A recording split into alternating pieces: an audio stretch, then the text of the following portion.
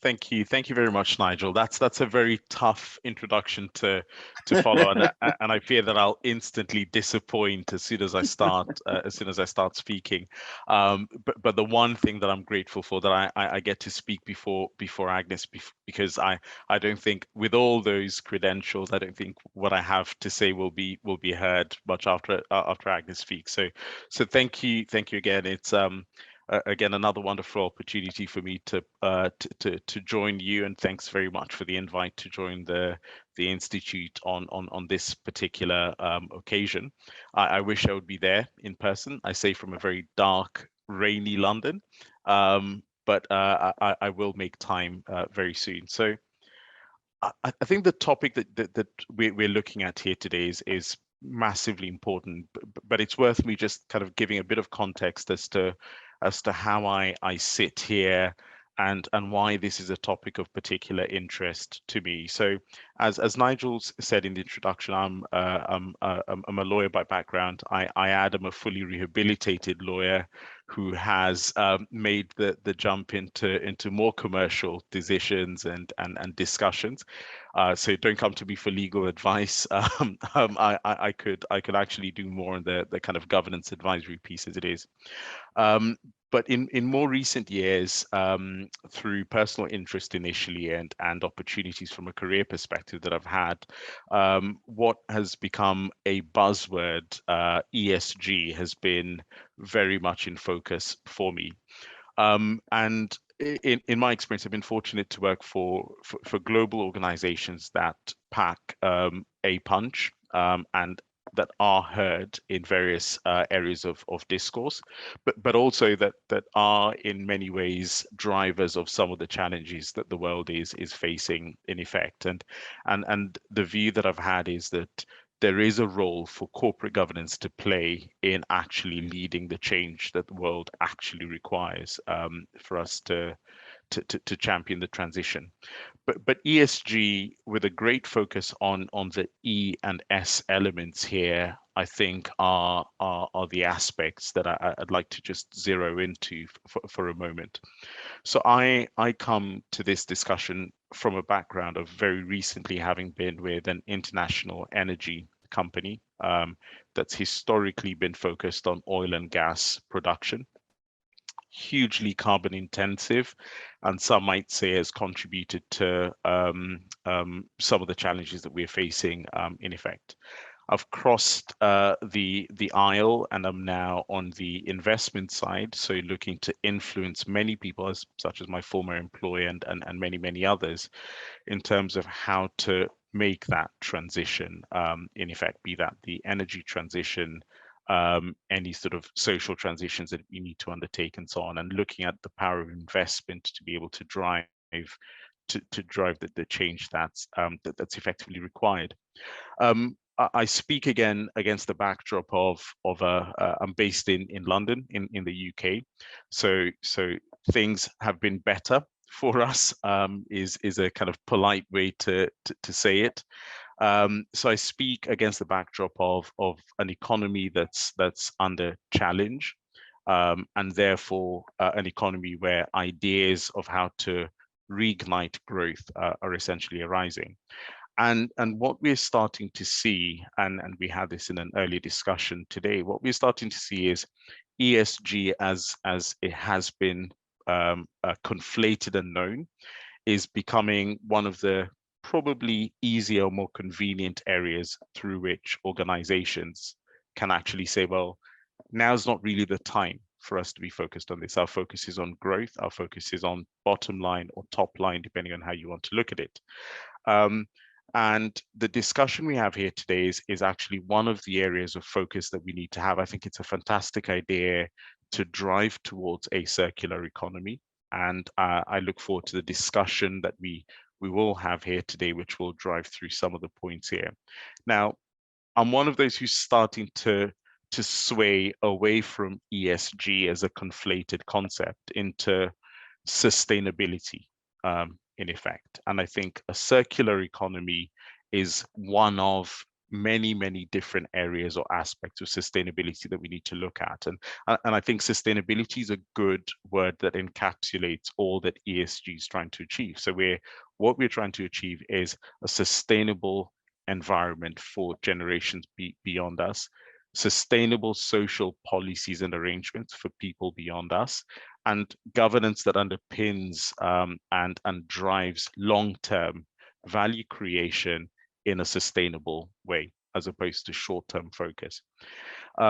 Now, looking at the industry that I was in fairly recently and considering the industry that I'm in now, I think from a corporate governance perspective, I think boards have such a huge role to play, and purpose underpins that focus in effect. Because if we start looking at commercial strategy and we start looking at business strategy, I think we're starting from the wrong point, because we could write strategies that are effective, that actually generate value, that are responsible as well. But I think that the fundamental question is what do our organizations actually exist to do? Who are they there for? And that's a discussion which boards ought to have, and if they haven't had them, they need to start having them. But actually state the actual reason for their existence. And I think it'll be hard to argue against the fact that we're not going to see profit, and immediate profit at that, being the sole purpose for which organizations exist anymore. And any organizations that are still focused on that, I think this is going to be one of those cases of, you existed in Royal London's case since 1861. Are we going to exist in 2161 in effect? That will be the key difference. So long-term sustainable development, long-term growth perspectives, which in the short term, the slightly controversial point that I'll raise, and then I'll probably just hand over to Agnes to carry on, will be grown-up discussions that need to be had around value creation in the short term, which allows for investment in ideas, innovative ideas, I quickly add, that will ensure sustainable growth over a number of years. So we may very well see a dip in the short term in terms of value creation and growth, but recognizing that actually all these decisions that we're making on the investment side, on the production side, are actually for the long term on a sustainable basis. And we can then dive into the specifics around the actual circular economy being one of the innovative ideas that we should champion and support from an investment and product development side. I'll pause there because I could speak for the full hour and a half, and I don't think you want me to do that. So I'll turn it back to Nigel and Agnes. Thank you very much, John. That was an excellent introduction. Agnes, over to you. Thank you. After that very eloquent presentation, it is me who thinks that I am challenged and I should feel a little bit nervous now. Well, first up, thank you so much to the Caribbean Corporate Governance Institute, CAMLA, for inviting me all the way from Hong Kong. And thank you, Nigel, for your very kind introduction. So for me, the Caribbean is a place where I think of tourism.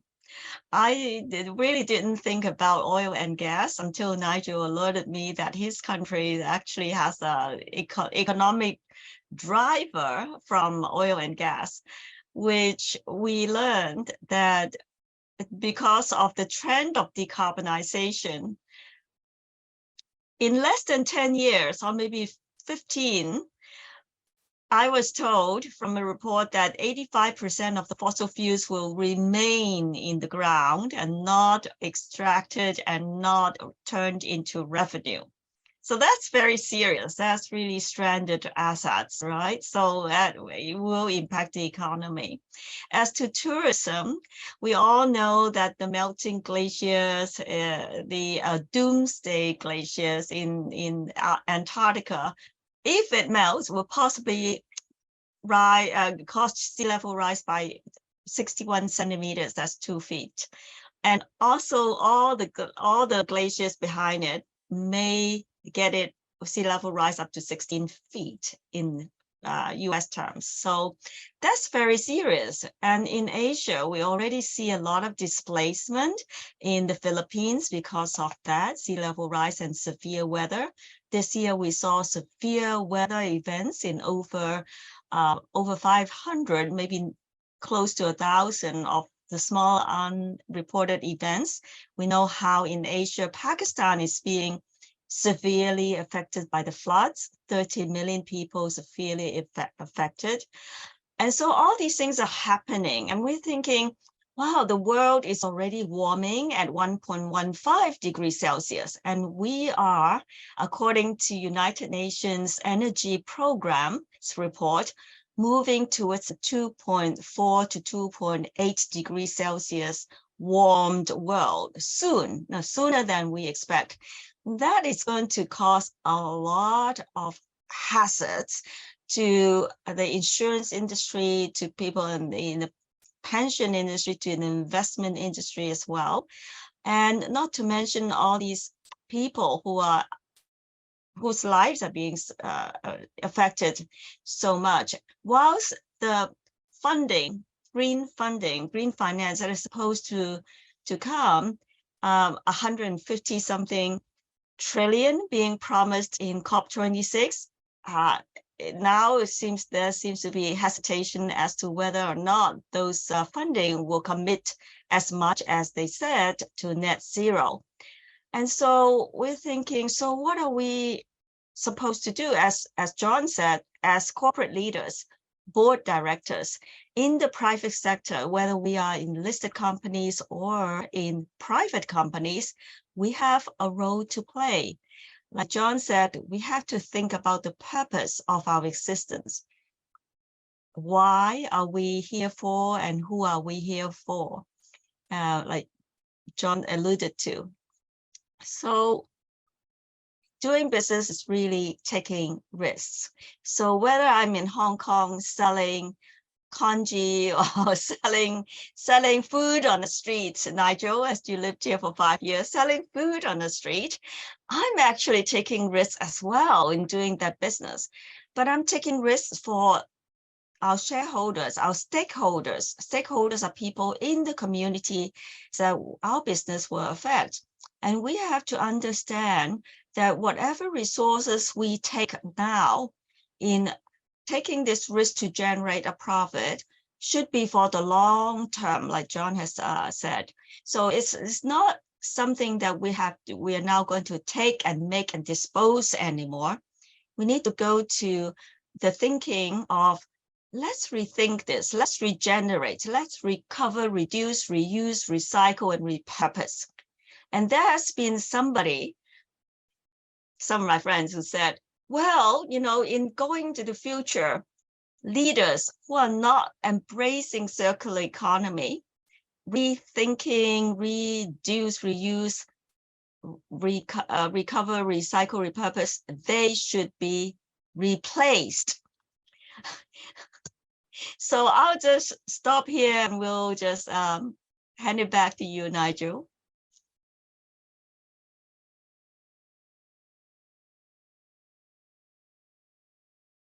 Thank you very much, Agnes.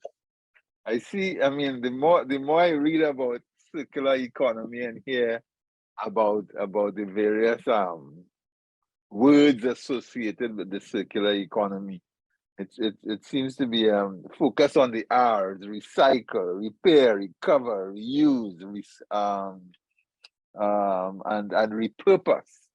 Very, very interesting. But I want to start the conversation by going back to John. And he said that he had made, or they're making the shift from ESG to sustainability. Because one of my concerns, and it goes back to purpose, the purpose of any organization is to, at least in private sector organizations, the purpose is to earn a sufficient profit so that it satisfies its shareholders and is able to sustain its existence. And I always had the concern that people were signing on to ESG without clearly understanding the impact on the purpose of the organization. So I'm interested in why the switch from ESG to sustainability. Can you explain that a little more, and what is the difference?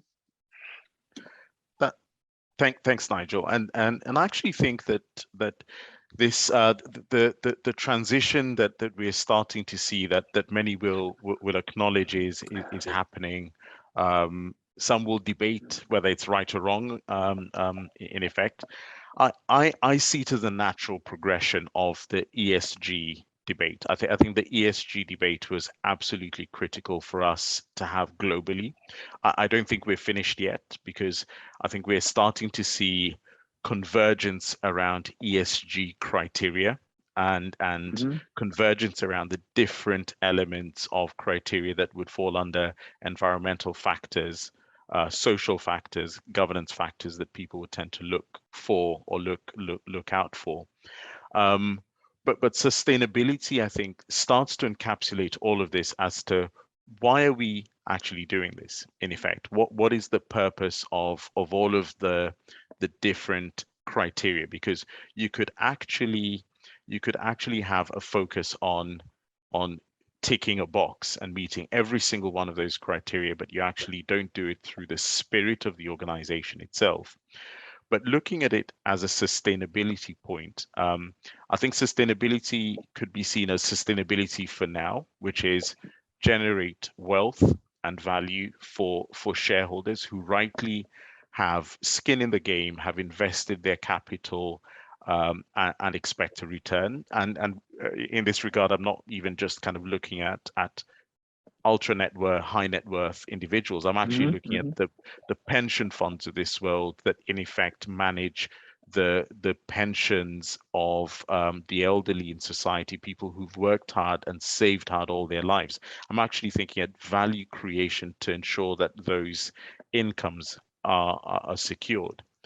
But I think the problem that we have is there has been too much of a focus on profits today, profits on a 5-year return basis.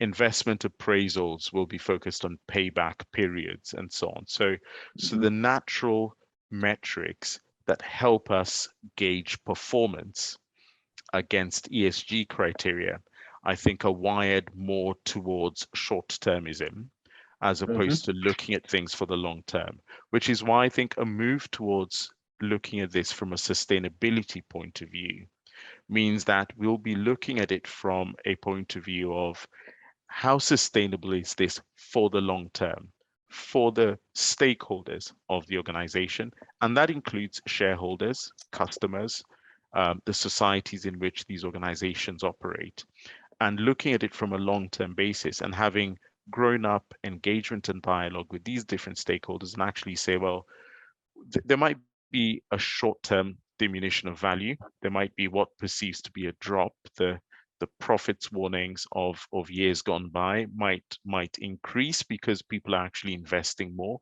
But having a grown-up discussion, which effectively means that we are investing in the future. We are investing in innovative ideas. So this extends right across the spectrum from what the organizations actually do, what they exist for, into the supply chains that essentially provide for them, which is why I think the circular versus linear debate is really important, because that's how ultimately, if organizations believe that their purpose is there to be there for the long term, to be there for a broader set of stakeholders, they should be influencing beyond just the immediate owners. So I see, just kind of summing up, I see sustainability as that next step into helping us measure performance against ESG criteria, which boards should be a lot more engaged in.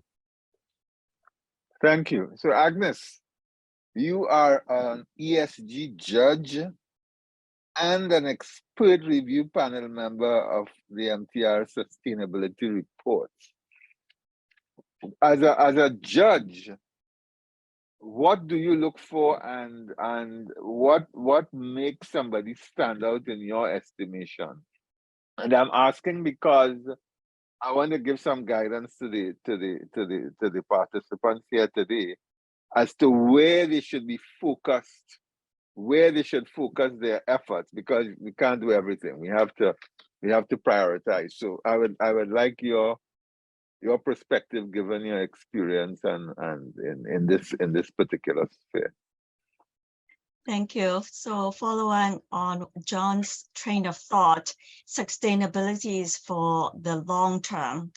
So John is thinking about the people who are going to retire, who save their hard-earned money, and whether or not he could preserve that capital for them so that they can have a good life after retirement.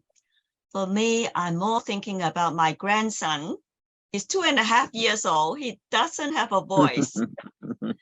And so, like your children, your grandchildren, and everybody else's, we need to leave this world to them with the resources that they can survive, and not only survive, but thrive on. Not everybody can fly to Mars on SpaceX, right? So we have this world now, and now we are going to be peak population at 2070, 2080 will be 10 billion people.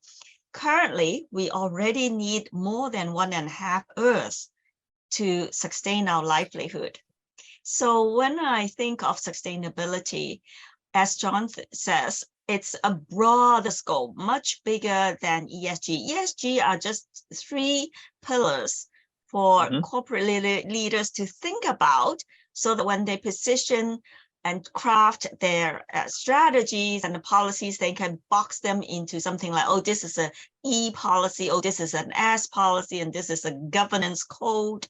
So it's easier for them to do it this way. But going long term, for MTR, we always challenge. MTR is our underground and overground critical infrastructure in Hong Kong. Critical because we have 18 districts, and MTR serves all 18 districts now. Every day before COVID, there are 5.5 million rides in Hong Kong alone. And globally, MTR also manage other cities' infrastructure, transportation, and that's another 5.5 million rides a day. So if you think about 11 million rides, and they're going to be sustaining, giving us the transportation for the next 30, 50 years, we've got to think about long-term sustainability, not just the E and the S and the G pillars in silo. They're all interconnected. So as when you ask about judging the awards, those are funds that claim to be, or they state and label themselves as ESG funds or energy transition funds or sustainability funds. And so when we, as judges, look at those funds, then we actually go deep down into the constituents and say, well, first up, what's the temperature contribution of this fund? What are the scores? But deep down, go into the constituents. Are they supposed to hold these companies? Are these companies really going on a carbon reduction, a circular economy concept sort of management? Are these companies going to be good for the long term? So the holdings of the funds themselves, and whether the fund managers themselves understand and actually walk the talk. I mean, if the fund managers are only telling me, okay, this is the investable universe, these are the companies I should put in the portfolio, and these are the ESG scores, and so we way higher on the good scores, way lower on the bad scores. I'm sorry, I don't think that will give them a very good report. So a lot of very, very deep dive sort of considerations that go into these 2 terms that we apply in our real lives and in investments. Thank you. The other aspect I want to look at here is, given how important achieving these goals are, what role does the government have to play, and what kind of regulation should be put in place to nudge, if you will, the private entities into compliance? Agnes, you want to start this one, and then we'll go to John? Thank you.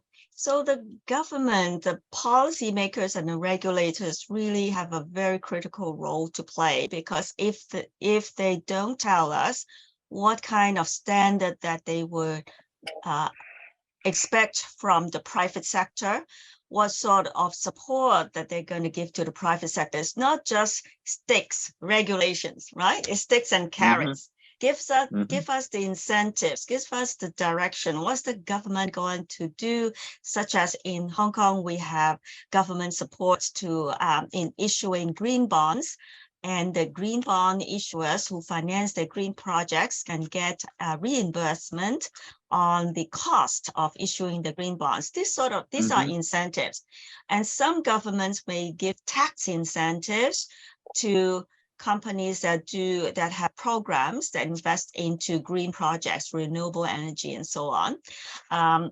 Fit-in tariffs, kind of incentives, but more so, it's not just about the regulations, it's just about the government commitment, the direction of travel.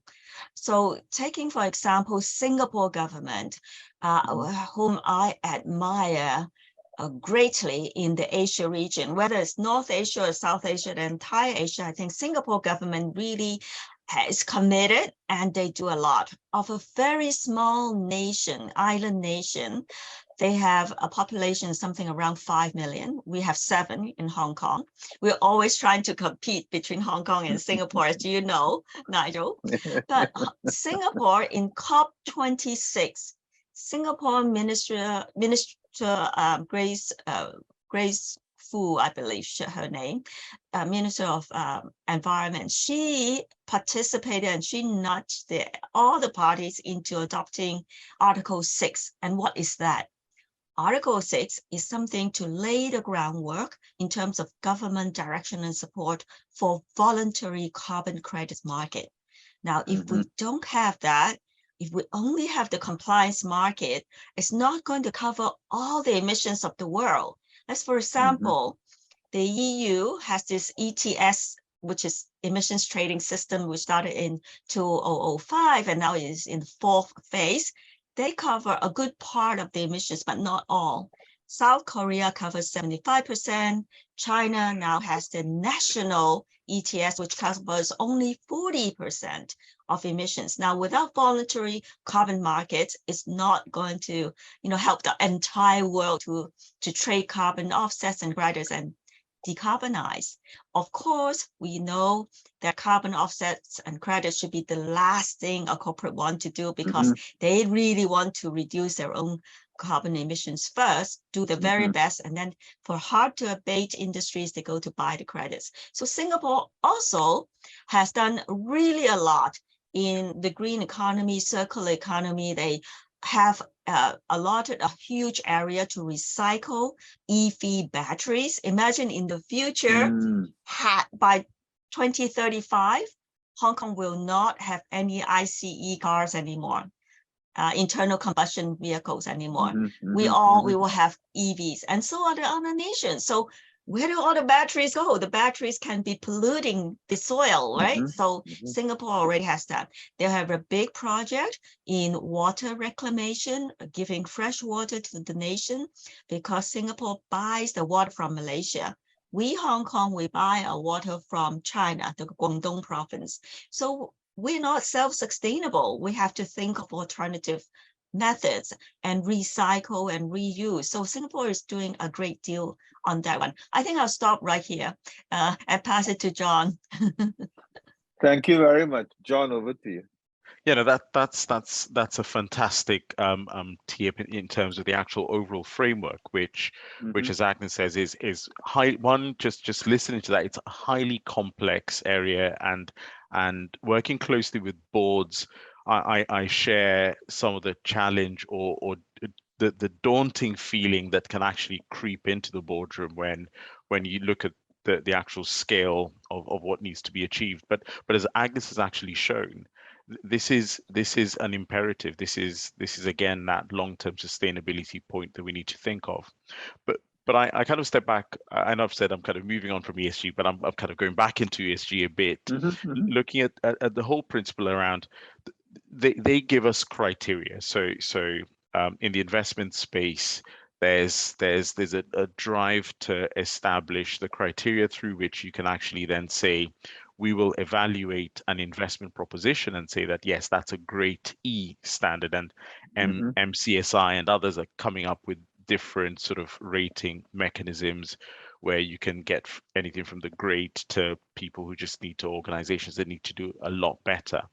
But I think this is where the role of government and regulators, and I say government and regulators intentionally because I think national state frameworks, company laws, disclosure requirements, and so on, which are set at a national level and also international level, need to move with the times. We've seen in the accounting profession the development of international accounting standards, which don't prescribe exactly how, and I'm not an accountant, I should caveat that, so I'm sure that Nigel, you'll school me on a lot of this stuff as it is, but you can see how the principles are set, which then enable companies to be innovative, but not too cavalier in how they interpret financial instruments and financial reporting in effect. So seeing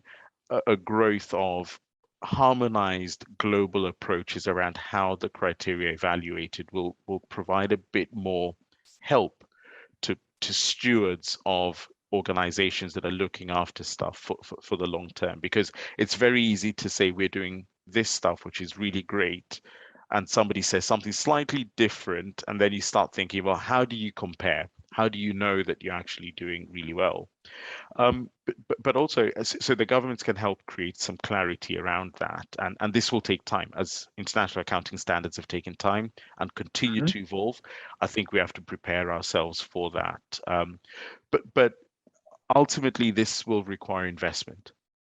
So there's no debate about this, and this is why the private sector is so important as being the base from which change happens. And if it starts with purpose, all organizations recognize that there's a role to play in this, and then earmark appropriate investment. But governments can encourage this. There are incentives which can be put in place in terms of frameworks which will encourage investment. So I'll be slightly controversial here, so bear with me. We have an ongoing debate in the UK at the moment around sort of windfall taxes on certain parts of the economy because of the unparalleled profits that are being made during an energy crisis, in effect. But we're not seeing a balanced review of actually how much of that windfall will actually then deprive the economy from investment in longer term, slower return, innovative ideas which will yield longer term benefit as it is. So again, we are seeing government policy which may suggest that we're looking at here and now. We're looking at how much money organizations are making at this point in time, and we want to make life easier or better for certain parts of society using the funds. But we need to have a grown-up conversation as to how that will impact for the longer term as well. So I think policies that encourage investment, using that one as an example, and incentivize companies to invest for the long term would be great. But then the final piece that I'll just mention is creating a framework, and this takes me back to my lawyer days, protection. So many directors will in effect be slightly hesitant to make decisions that their current investors, shareholders, and others may not see the benefit of, and therefore then create a sense of derivative actions or various challenges from activists who are probably going to evolve over time as we start seeing things for the longer term. So you'd actually invest your money for the benefit of your grandchildren, as Agnes said. So making sure that we can actually protect board members from spurious litigation that could arise from decisions that are made around strategy, where boards might take unpopular decisions. So I think there's three areas. So just helping harmonize criteria and the assessment basis for those, then looking at encouraging investment, creating that environment for green investment, green bonds, as Agnes mentioned, as another good example, and then protecting those who are trying to make these very difficult decisions in truly uncertain times as well. Nigel, may I Yeah, follow go ahead. on? Please, go ahead. Yes. Go ahead. John, excellent points. And I just wanted to just differentiate a little bit. When governments have regulations and policy to incentivize investments into green projects, those are more toward mitigation, right? So in this world, we need to do two things now, mitigation and adaptation, because if the world is warming at such a great speed, there may not be enough time for all the mitigation to get their effects right away. It takes as John said, it takes quite a long time for these green environmental effects to happen. So adaptation is what the governments can do, because a lot of times these are really huge infrastructure projects that private companies cannot do. But there are private companies, listed companies like Swire Properties, which is the top A-grade ESG sustainability company in Hong Kong. They are listed in many sustainability indexes. They actually have properties in Miami, and they collaborate with the Miami city government to make sure that when the sea level rises to a certain level, that will not really get into the city and will not actually damage their coastal properties. So it's for a win-win situation, so that the coastal properties will not have a reduction in value by, some say 15%, some say 30% over the next decades. So the incentives go to mitigation, but then also going to accounting rules. Now, we know that in COP26 last year in November, there has been an announcement of the International Sustainability Standards Board. Yeah. And this year, our Hong Kong Securities and Futures Commission and our Hong Kong Stock Exchange, they did soft consultation with a broad scope of companies and institutes and academics to see how are we, our companies, are we ready for it? Because it's going to be a broad-based international ESG accounting standard. Meaning what? Meaning that in the past, when TCFD was a framework, that's the Task Force for Climate-Related Disclosures, that's a framework, that's not law, that's not standard. But when you make that into ISSB, then it's a standard. And it uses the US SASB categorization of in industry sectors, whereas our Hong Kong companies and a lot of Asian companies, actually, we don't use US standards, right? We use GRI. And so how are we going to harmonize, as John said? So a lot of these things, governments can give us the clarity by setting the base standards, and also use our jurisdiction power to say, scope-free emissions, we will give relief provisions, such as longer time for the smaller companies to get to scope-free reporting, because we don't know, we don't have the resources, we don't know what our suppliers are doing. So that kind of jurisdictions wise provisions can help, whereas we will adopt an international standard so we all know what's going on, comparability and clarity, transparency, as John was talking about. And one last thing is that the EU has a green taxonomy, the EU taxonomy. China used to have two taxonomies, but they didn't talk to each other. And after over a year of working, they now have a common ground taxonomy.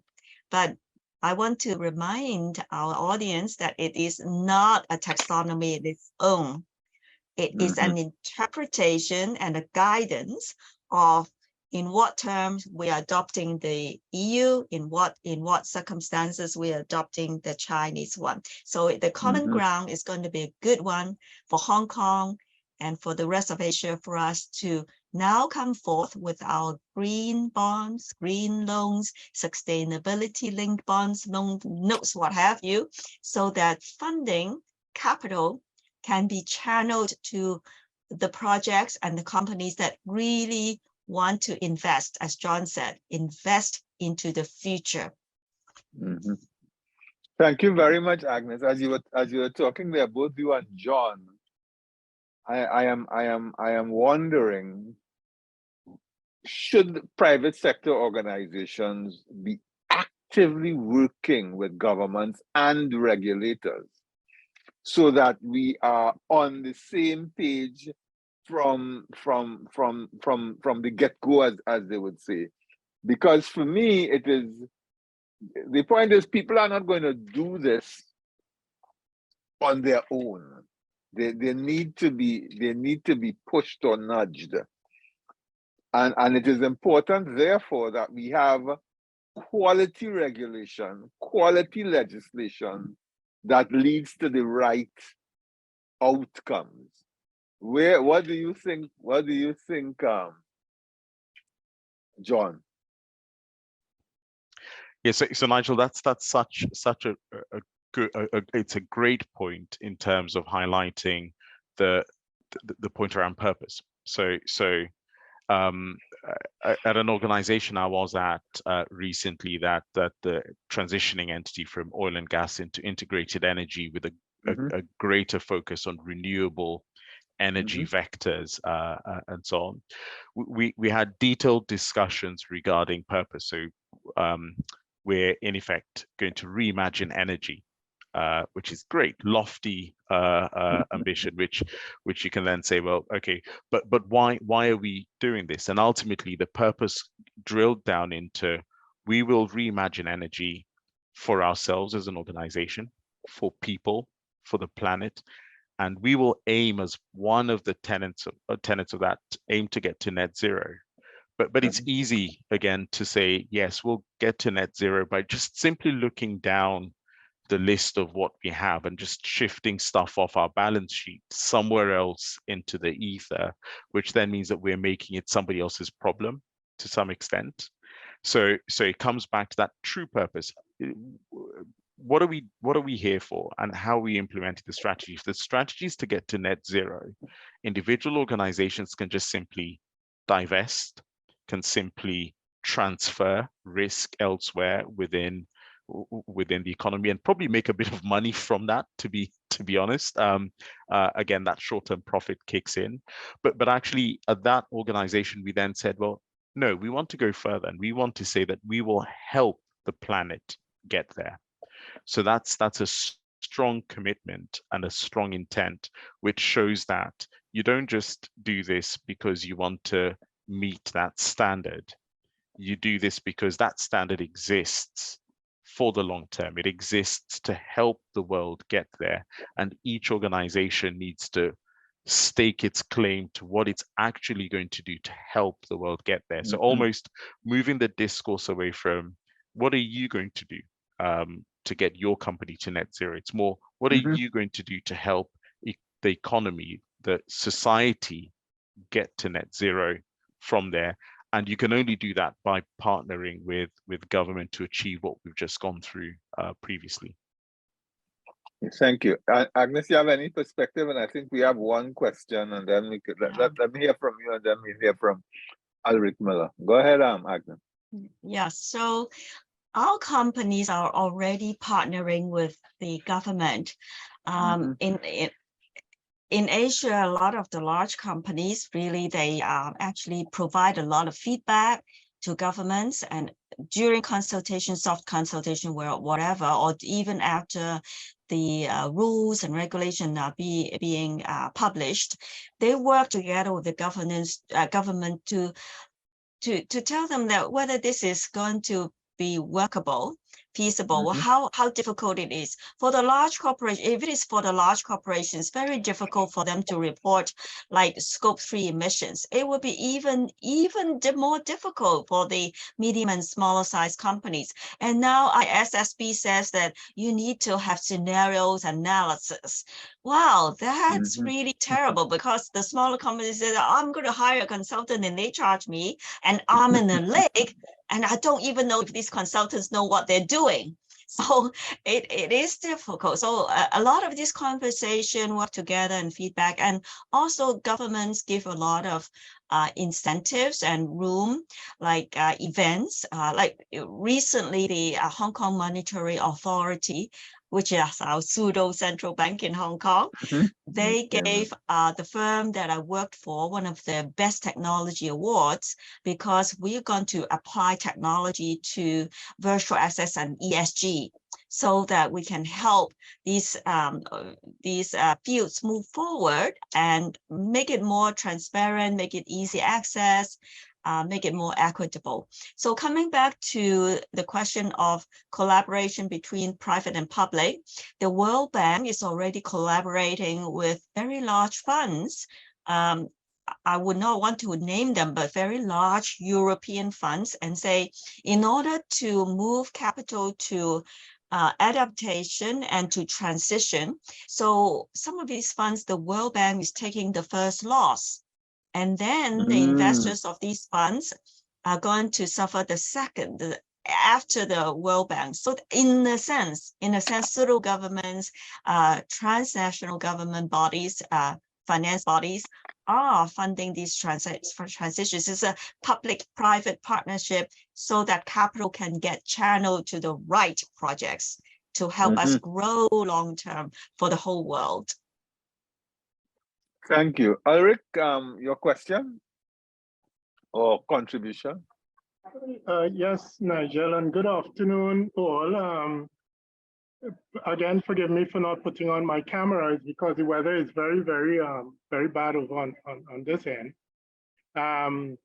So the internet is a little bit unstable. However, I liked where John started as it relates to cooperation, understanding your raison d'etre, you know, their reason for being, and utilizing that in terms of the sustainability of the organization. I see this from the perspective of taking the 17 Sustainable Development Goals. And although those fall nicely into the ESG categories, for an organization to take those goals specifically and address their own corporate understanding of those goals and how they work into the sustainability of that entire corporation. The thing is, and this is where I move away a little bit from Nigel in the context of that, you know, the governments and the regulators must get into this thing and set certain framework, so to speak, by which we operate. I think more so we're becoming a corporate entities, a lot of corporate entities that are rules-based, and it's all about compliance. And as John started to go down the road of how do we transition towards more values-based, and so we use the values within the sustainability models, use the values within the corporate environment to engender and to build the kind of organization we want. But really, that is what we should be driving to, and not be so focused on being rules-based and compliant. It's saying, here what? How do we start the thinking within our executive minds, you know, our leadership, as well as our directors and everybody, to say, listen, this is not just about being compliant. This is about being a value-based system. Look within the sustainability development goals and develop the values that will bring our organization into first world status. That is where we need to go. So my question is, how do we start that level of thinking How do we start that level of thinking? Because where we are going right now is purely on a rules-based perspective. Everything is compliance, everything is let. So that's my contribution. Thank you very much. Thank you very much, Ulrich. Very good. I'll let John answer and then Agnes. Yeah, no, that Ulrich, this is fantastic, and as a UK lawyer, UK corporate governance practitioner, this is my chance to do a small plug for the UK corporate governance framework. So we have over the decades essentially had a principles-based corporate governance framework. So our company law goes to an extent, and what's now known as the UK Corporate Governance Code that's evolved over time then picks up and actually sets out what is considered to be good governance practice, and allows organizations to comply or explain, which then effectively allows room for innovation, which Ulrich, I completely agree with you that actually, given that frankly, well, a number of people know more than others on this, but nobody can actually gaze through a crystal ball and say 2050 will be net zero and chart the path that the world is actually going to take to get to 2050 net zero. So allowing a principles-based framework to evolve, which allows those who are better in the know, so the advisors, the institutions, the transnational organizations, to come in and challenge organizations on, well, actually, you claim to have complied. However, our view is, and that then enables people to kind of enter into informed dialogue on a values basis. I think the only kind of caveat that I would have with this is as we have seen with the corporate governance principles, we've had those for decades now. They haven't stopped corporate failures and failings. Which is why having rules almost helps, but I stop just short of saying that that's actually the magical solution, because you've hit the nail on the head. This is a hearts and minds debate, as opposed to one that we can actually say you must do X, because otherwise people just end up ticking boxes and not achieving the objective. Agnes? That's a great one, John. Absolutely agree with that. The thing is, if there are no certain base levels or rules, then companies really don't know where they should be going, right? So the principle space is really good. On top of that, we really need transparency. So Hong Kong is very much like the UK, because Hong Kong was a colony. So still our listing code, ESG disclosure still comply or explain. And we have a lot of KPIs where companies can choose not to comply and explain. And therefore, the data that comes through, especially, some sort of governance data, social data, may not be as transparent or as full as other kind of data, that financial data that we see often. So one of the things that I again cite the example of Singapore is that the MAS, which is the Monetary Authority of Singapore, their central bank, and SGX, which is the stock exchange, together they offer a software called the ESG Gnome. ESG Gnome was just launched, I think 2 weeks ago or something. And through this, corporations can upload their data onto the platform, and then automatically it will be generated into an ESG report. So there's a lot of some comparability and transparency in this sort of enabling that the government offers. So when investors going to look into a Singapore listed company, we can say, oh, although this is principles based, this is not really not really rules that they have to do it, but I know that these sort of companies report more, and maybe these company in this sector it's a lot more transparent, and they have a better target, better reduction target, and so on and so forth. So this is kind of enabling that government can do. But I agree with you that we should Ulrich, we should move away from compliance and box ticking. And I'm really hoping that ISSB, when it comes forth, it is not an exercise that everybody would just have to check all the boxes. Thank you for the question. Yeah, no, and I want to thank Ulrich again. I agree with you 100%, Ulrich, that the whole we should reach for the principle-based approach. But I think, as Agnes said, we need the regulation to kind of set the floor for compliance and encourage companies to reach for the skies with purpose-based, principle-based governance. One of the issues, though, and it comes up again and again, is that people are really focused on today and on. I mean, it's a problem we all have, where we focus on the urgent and important, the firefighting stuff, as opposed to the important but not urgent, which is really the strategic stuff.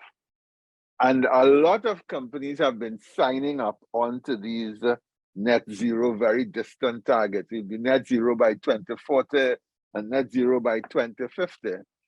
But there is no commitment to what you're going to do today to start you onto that road to get to whatever the target is by 2040, 2030. What are you going to do by 2025? How do we address that? And how do we get boards to engage in that kind of conversation where we are saying, okay, to get to net zero by 2040 or to get to net to one degree or whatever their target. And how do we break that out between mitigation, adaptation, and transition? So Agnes, I will start with you. How would you tackle that? Nigel, I'm sure you have all the answers before you ask that question. I wish. All right, so let me just come through with the angle with the perspective of an investor. So good investors really who care about their portfolios and whether their constituents of the portfolio really move towards decarbonization, we do corporate engagement. And corporate engagement, okay, stewardship has two parts, corporate engagement as well as voting, right? So in terms of corporate engagement, we don't just walk into a company and say, hey, this is your ESG score, is CCC. We want it to be jacked up to BBB in 2 years. That's not corporate engagement. We want to really give support to the companies going long-term. As John said, this is a long-term exercise.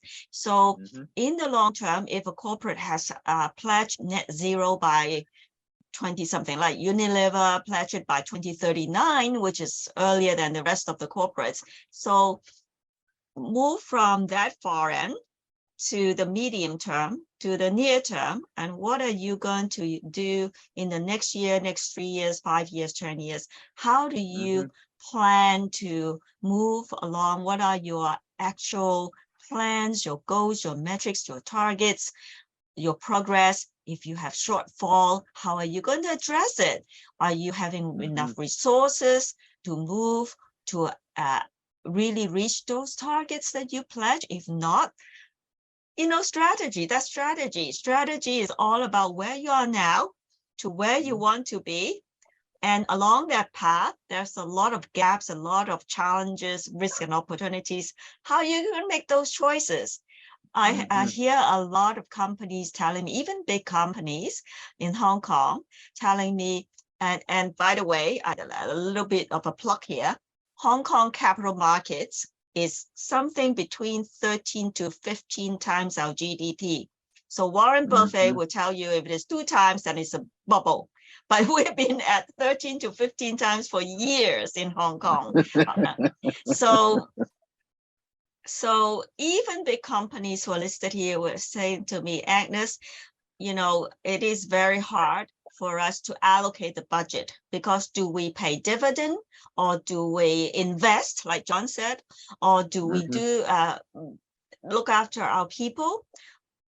How do we actually allocate the budget so that today we may have a dip, like John said, we may have a little bit of a dip in terms of returns, but in the long term, we're going to create value. But however, a lot of things say, like, in the short term, if we don't act, it's going to be like Engine One voting out the directors of ExxonMobil, right? Is it the company ExxonMobil, right, John? So even in the short term, we have to carry out our fiduciary duties. Yep. So, John, thank you, Agnes. Great point. That's spot on. Completely agree with Agnes on this, and I think what we're now seeing, and I'm a huge fan of this, rightly or wrongly, but more from, we've got to start somewhere. We've had the lofty 2050 or sooner net zero commitment. In any corporate setting where you say that our strategy is X, you then have to follow that very quickly with, this is how or what we are going to do to achieve X. And these are the measures that we're effectively going to have to judge whether we are on the journey towards achieving X as a strategy as it is. So I think I'm a huge fan of climate transition plans here. And I think back to that foundational basis of regulation, for example, requiring organizations to produce climate transition plans with the right carve-outs for smaller organizations for whom that might just be too onerous a commitment. But all the large organizations should really have stated net zero ambitions, should really follow those very swiftly with actual transition plans, which map out operationally, internally, which contributes possibly to the circular economy. So what are we going to do now in order to, in effect, become more sustainable? Are we going to move into premises that have a certain sustainability rating, which is better than where we are? What are we going to do with our old premises? Are we going to support landlords and so on to renovate those properties to bring them up to the right standard? Down to just use and reuse within the organization itself, which in my view won't have that much of a big societal impact, but I think will do a small bit to support the wider supply chain in moving towards more sustainable means. But fundamentally, climate transition plans should talk to strategy, which is which underpins the actual purpose, underpins strategy, and develops the plan. Is then that next step of development. So saying it can be anything, and innovation can actually encourage further development of this. But transition plans that say that we produce these products, we recognize the climate impact of these products, and this is what we're going to do to address that climate impact. This is what we can do on a 5-year basis, on a 10-year basis. And beyond that, this is the innovation that we're going to invest in to be able to drive towards the longer term goals. Then it doesn't stop there. I think it then moves on to the stakeholders, be that shareholders, governments, transnational organizations, and so on, to hold those companies to account against those climate transition plans linked to the stewardship element that Agnes raised. I think everybody's got to play their part. Everybody's got to have a climate transition plan that recognizes the impact and, importantly, what they're going to do to achieve that. And do you think that in support of those transition plans, that incentives from the government in terms of tax whatever would be helpful? I think that do you see that working together? Yeah, I think that would be absolutely helpful because it will reward those who are performing stronger.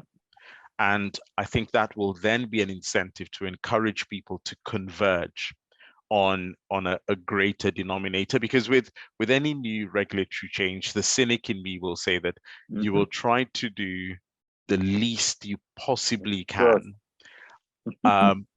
Don't be an outlier. Don't go too hard. Don't be left behind, which then means that you're then left in this global crowd of looking up and say, well, in the energy industry, the oil super majors always say, well, am I doing things slightly differently from the others? And Agnes, as you raised a good example with engine number one, they were doing things slightly differently from the other super majors, and that in effect ended up catching up with them. So trying to move away from that lowest common denominator into a greater common denominator in effect. Any comment there, Agnes? I absolutely agree. Sadly, there are a lot of big giants like the oil and gas companies in North America had moved the government against EVs, because in 2006, I already saw the feasibilities of electric vehicles. That's 16 years ago. But why are we having electric vehicles only recently? Because of lobbying. In Hong Kong, the property tycoons lobby, and so we don't have a lot of land for public housing in Hong Kong like in Singapore. So, but yeah, that is always a contention. So the companies ourselves, the business leaders ourselves, we have to make ethical choices, and the right choices for the future. And even if I was sitting on a board and I insist on making the right choices, and therefore shareholders say, why are we losing money now? So if the shareholders who cannot see the value in the long term, actually those may not be the shareholders you want them to be, right? You want the longer term view shareholders who stick with you and who support your initiatives, because we're all doing something good for the world. So Nigel, you asked us this question, so let me throw this question back to you. What are your thoughts now that you heard what John and I shared? But I think the private sector has to take the initiative, and it's for me, the private sector wants to continue to be private, and therefore has a responsibility to ensure that it is serving its various publics. One of those publics is its shareholders, but it's not the only one. And while not compromising its purpose, which is for me to serve its customers and to work within its communities, while creating value and capturing value for its shareholders through the efficient provision of those services, it has to take the initiative and lead the initiative to develop the infrastructure, if you will, to help all companies deliver on these very critical sustainability goals. And I think it's appropriate that they get in front of this and work with the regulators who are and the government who are not as innovative, not as creative, but lead from the front and help us get to where we get to, and in that process have a structure and a framework with people like you as the judges, helping to ensure that those who really deliver and are properly measured, properly monitored, reap the rewards. So for me, that's why it's so important that the private sector, instead of pushing back on regulation, take in front, if you will, on regulation to help to ensure that we get the quality of regulation that we want to achieve the results we are looking for. We have a question from I think it's Nadia. I hope I'm saying that correctly. Nadia Rosary Dilsa.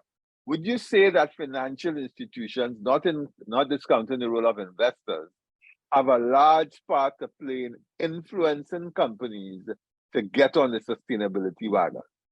If financial institutions do not buying, it will be challenging for companies and emerging economies to get in flow with this initiative. How do you respond to that? Either of you. I think I'll have a go first because I have worked for financial institutions on both the asset management, investment management end of the spectrum, as well as the banking side of the spectrum, and I completely agree. Financial institutions have a role to play. This is coming out of the financial crisis where we were the naughty boys and girls and we were in the corner for many years, having done really bad things. I must say that many of us looked at the energy industry and thought, oh, wow, at least the heat's taken off us for a bit. But kind of that joke aside, I think there are different roles that different financial institutions can play in relation to driving, be it a circular economy, be it energy transition, be it a cleaner future for generations after us. And I think starting with banks, I think finance and sustainable finance is a big thing, and that should become a key differentiator to which we should hold banks and other lending organizations to account. So how are they allocating capital for the long term? So that's a key aspect. And back to climate transition plans, when I say that all large organizations should have climate transition plans, I include financial institutions in that. So they should be able to account for how their strategies will evolve to support this longer term thinking. I think asset managers, investment advisors also have a key role to play to support the stewardship initiatives and that engagement, which Agnes had alluded to earlier, in engaging with investee companies to make sure that they're being held to account as well. So whereas carbon footprints of financial institutions on their own are unlikely to be anywhere near that of an energy company, I see that they still have a role to play. And this is where why are we doing this comes in. It's more a financial company can get to net zero fairly quickly of its own accord. But actually, are they doing their bit to help the world get there is the key question that all of them should be answering. Good point. Agnes? Well, different financial institutions have different roles to play. Totally agree with what John has just said. Sadly, what I'm seeing is that large financial institutions like large banks and large investors, they, especially the banks, they're only going after the high credit quality companies and offering to help them to issue green bonds, sustainability-linked loans, sustainability-linked bonds, notes, and so on and so forth, because they will look good. And these high credit quality companies will definitely be able to repay. So the question is really for companies in emerging economies, how should we be helping them? So I don't have an answer to that. I'm not a bank, but I think banks should have more conscience in doing the right things. And so I hope that they will continue on and move from the better quality to the SMEs and offer them the same sort of facilities, same sort of support. But I really take note at the COP27, where Prime Minister of Barbados, Ms. Mia Mottley, she called for the World Bank and IMF to unlock money. What money? To unlock around $500 billion worth of special drawing rights, so that it eventually will help to unlock $5 trillion in the private sector for private capital to be channeled to climate finance. And that will really, I would believe, will help the emerging economies and economies that are more susceptible to like sea level rise and other severe weather, so that they can actually do the adaptation faster. Because if they don't have that resources, a lot of these island states will be underwater and a lot of people will be displaced. So I absolutely do not like the term of climate refugees. I like to just call them climate migrants. But even in Asia, we're going to see that. Even Hong Kong, most of our coastal areas is going to be underwater if we don't do enough adaptation. So if Prime Minister of Barbados has her way, then the developing nations will be helped, and definitely the companies themselves will benefit as well, and we all work towards a better world. So that's why I was thinking. Thank you for sharing that. Mia Motley is one of our stars in the Caribbean. But I absolutely adore her. There you go.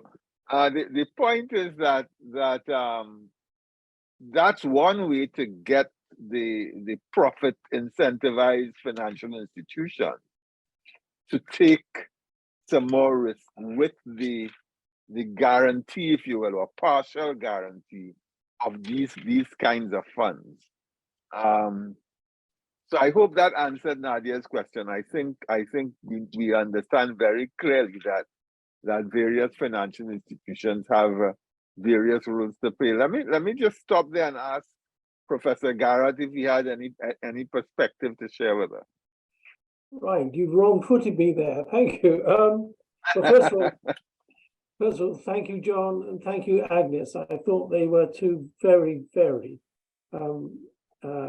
rich inputs, and I really enjoyed both of them. And I'm afraid, Agnes, you I'm still deeply in love with Hong Kong after 30 years or so, and I'm still in the fight against Singapore. So you made me think I must get back there quickly.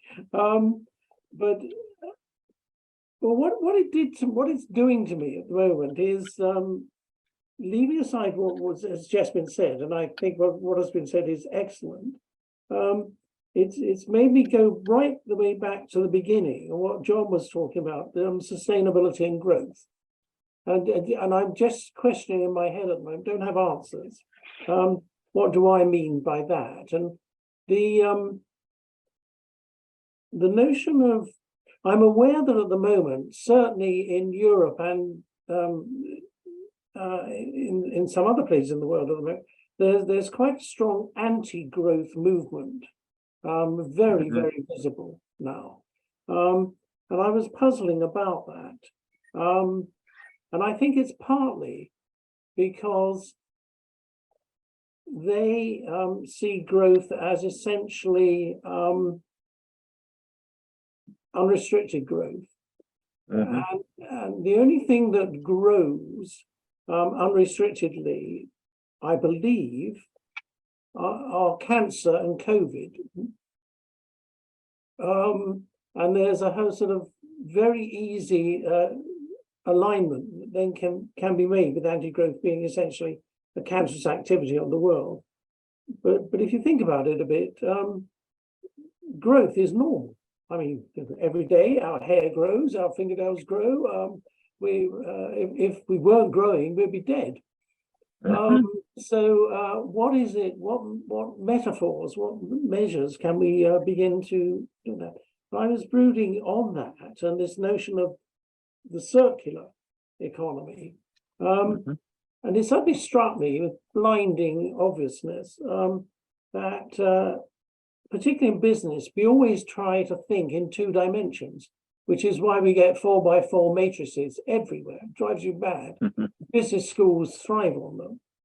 And the bit that I was finding difficult was most growth isn't 2-dimensional. Most growth is spiral and 3-dimensional. And I'm just wondering what the elements of that spiral are. I haven't got an answer for that. But if you think about the double helix, for example, what are the 2 spirals within a helix that would take us towards a much more healthy organization and economy. Don't have an answer right now, but I'm brooding on it. And then I went back to experiences I had back in central France, 1973, 1974, when with a student group, a student research group, I spent 2 very long summers in Toul, the capital of the Corrèze in France, the poorest region of France. And we were simply there to survey the quality of the medieval buildings in the center, which happened to be built on a very sharp little hill with a wonderful cathedral on top. But everybody was leaving. The depopulation was alarming.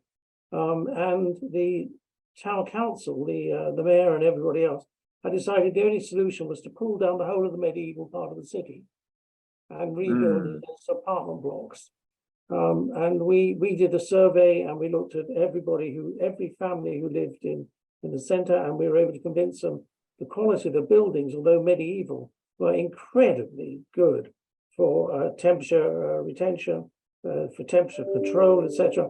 And they just needed a bit of electricity, a bit of water, etc., to make them highly sustainable. And we did some very, very low cost work on this to say, look, if you began to do these simple things, and we created a stable state economy in the city, so that every time it was possible to use a local person and a local service, that would be done. Everybody would agree that was the way to do it. So we actually stabilized the economy.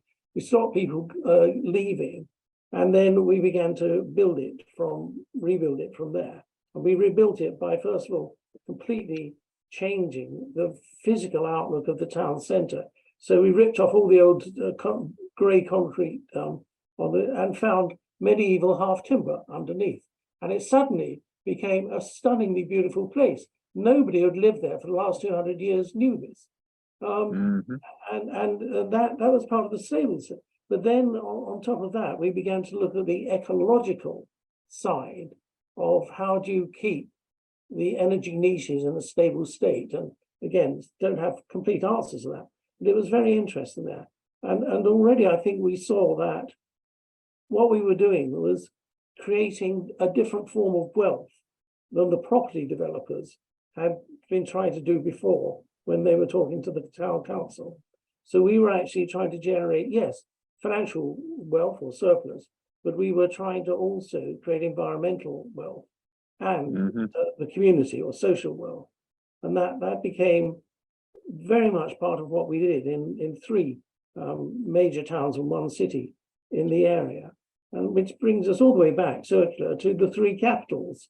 And nowadays we talk about financial capital, yes, and therefore investment, absolutely key. But we're now also talking about environmental capital and social capital. And for the boards, it's how they balance those 3 and how they begin to have as Agnes mentioned earlier, the conscience and the heart, if you like, to say it's important that we do balance those 3. So I'm a bit puzzled, but very delighted with what you said. Thank you. Thank you, Professor.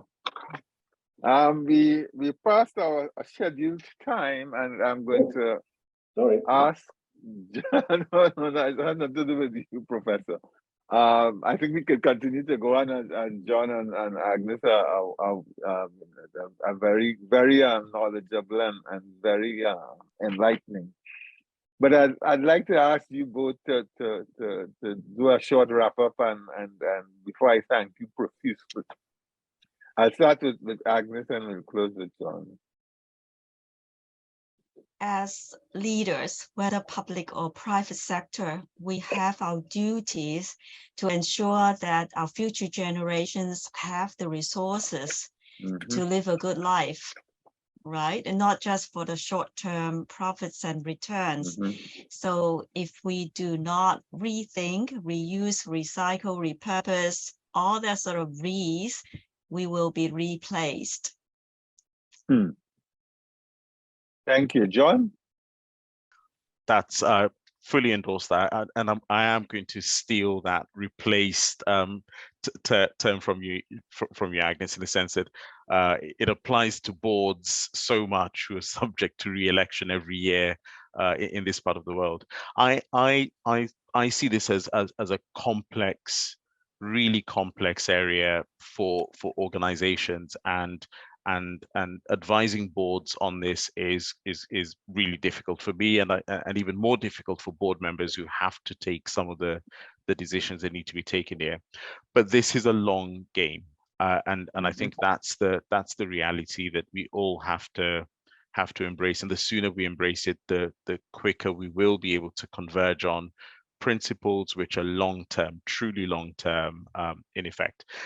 I leave everyone with just one point, which is I hope we're coming out of it, but the COVID pandemic, a truly global challenge that all of us faced almost uniformly, and that only we got to where we were, where we are now, through harmonized coordination, collaboration, understanding that it's going to take a kind of communal effort for us to actually get there. Capital was deployed, steps were taken that have not been seen in living memory in terms of shoring up economies and so on. That's the type of steel that we need to see to be able to tackle the challenges that we face. And if we don't do it today, then our grandchildren and their grandchildren are effectively going to have to live through many, many decades of COVID type impacts in the long run. Thank you. Agnes, I agree with you 100%. I recommend the book, The Ministry for the Future by Kim Stanley Robinson. Beautiful, I mean, powerful. It's fiction, but it's about the ministry for the future, not of the future, because at Agnes's point, the ministry was for those yet unborn and the very young who we have to be thinking about. And I want to thank you all for a very engaging, very enlightening, very informative conversation. We obviously have a lot of work to do, and to the extent that we focus on really the purpose of our organizations and why we need to get this right, as opposed to complying or ticking boxes, I think is going to be very important. Kamla, over to you. Thank you very much, Nigel, and I want to add my thanks as well to Agnes and John for what really has been, as you say, very engaging and very enlightening discussions for all of us.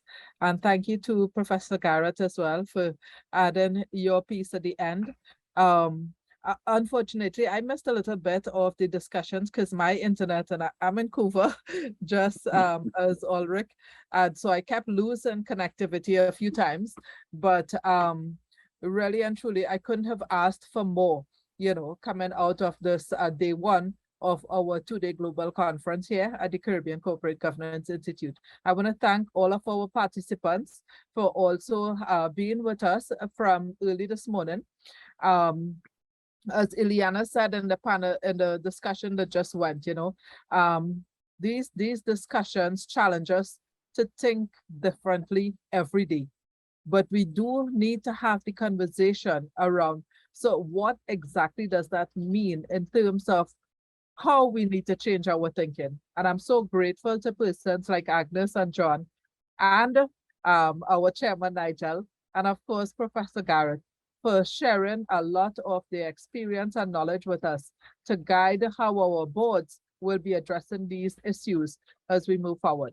So I look forward to tomorrow. We begin with a presentation by Nandi Mandela.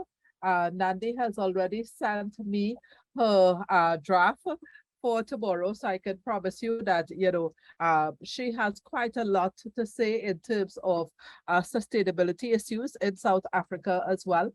That would be followed by two panel discussions. The first, moving towards the circular economy. The moderator will be Dr. Terence Farrell, And the second panel is going to be looking at rethinking business processes for circularity. And we have Antonia Ferrier and Dr. Carol Pickersgill from the Jamaica Port Authority, who would be joining me for that last panel. Thank you all very much for today, and I look forward to you joining us again tomorrow morning at 10. Well done. Well done. Thank you for having me.